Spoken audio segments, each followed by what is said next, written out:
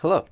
Today I'll be going over some basic programming features of a Honeywell keypad specifically connected to a Vista 20p. The things we'll be going over today is how to turn the chime off and on, how to bypass an open zone, how to change and add user codes, and on a full text keypad, how to change the time and date. Let's begin. The first thing we're going to do is turn the chime off and on. In order to turn the chime on, you're going to type in your 4-digit user code and then press 9 or the chime key. My 4-digit user code is 4321.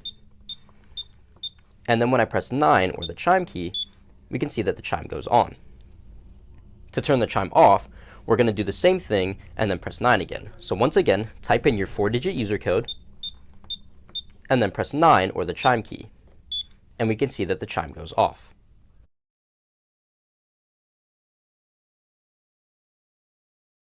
Now we're going to bypass an open zone. If I were to open this zone here, we can see that zone 9 has been faulted, our system displays a not ready message, and our ready light goes away.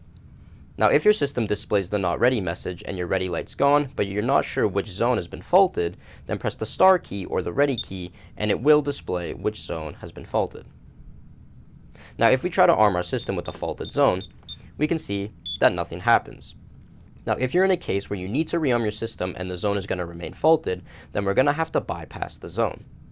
In order to do this, we'll type in our 4-digit user code, press 6 or the bypass key, followed by the 2-digit zone number. So for example, zone 1 is 01, 2 is 02, and zone 9 in this case is 09. So if I wanted to bypass this zone, I would type in my 4-digit user code, which is 4321, followed by 6 or the bypass key, followed by the 2-digit zone number. As we can see, zone 9 has been bypassed, our ready light comes back on, and we'll get this bypass text on the display. Now if we try to rearm our system with the zone being bypassed, we can see that it will now arm. Now it's important to note that every time we arm and disarm our system, it's going to get rid of the bypass. So if this zone is going to remain faulted for a couple of days, then we're going to have to continuously re-bypass the zone every time using the same method.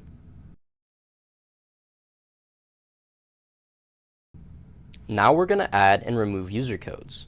Now it's important to pay attention to the prompt on screen, as it can be a little bit difficult to do this. The most important thing we need to know, however, is what our master code is, because we will need to know what the master code is in order to add and remove user codes. To add a user code, what you're going to do is type in your 4-digit master code, followed by 8 or the code button, followed by the 2-digit user number, followed by the 4-digit code you'd like to add. So for example, if I want to set user number 3 to have the code 7777, what I would do is type in my 4-digit master code, which is 1234. I would press 8 or the code button.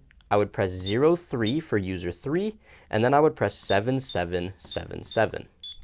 Upon the beep, we can hear that the code has been added. So if we try to use this code to arm the system, we can see that it works.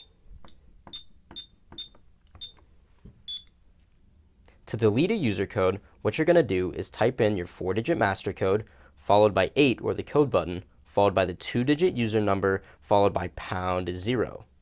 So if I wanted to delete the code for user number 3, I would type my 4-digit master code, which is 1234. I would press 8 or the code button, 03 for user 3, and #0. Upon the beep, we can hear that the code has been deleted. So if we try to use this code again, we can see that nothing happens.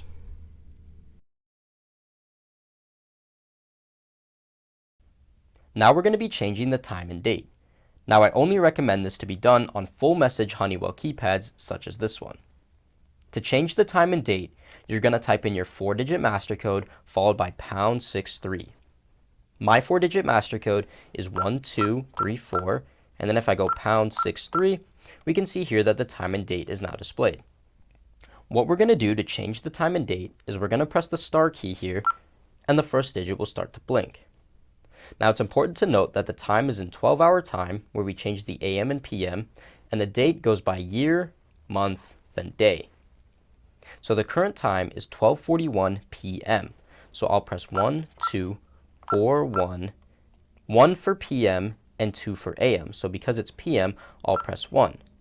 To go back if you make a mistake, by the way, is to press the pound key. So let's say I accidentally typed AM and I wanted to change it to PM. I would press pound and then change that to PM. It is 2023. It is November. And today is the 1st.